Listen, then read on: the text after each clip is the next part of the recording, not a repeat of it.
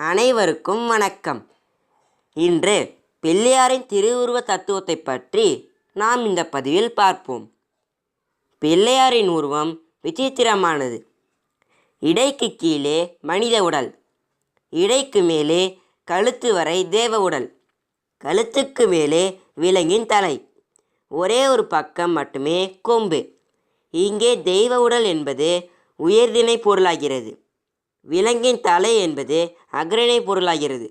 ஒரே ஒரு பக்க கொம்பு இருப்பதால் இவர் ஆண் பாலினர்.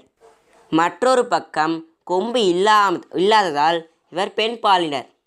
ஆக இவர் தேவராகவும் இருக்கிறார், மனிதராகவும் இருக்கிறார், அதே சமயத்தில் விலங்காக இருக்கிறார், ஆணாக இருக்கிறார், பெண்ணாகவும் இருக்கிறார், உயர்திணை பொருளாகவும் இருக்கிறார், அக்ரிணை பொருளாகவும் இருக்கிறார். ஆக எல்லாரும் இவரே, எல்லாம் அவரே என்று கூறும்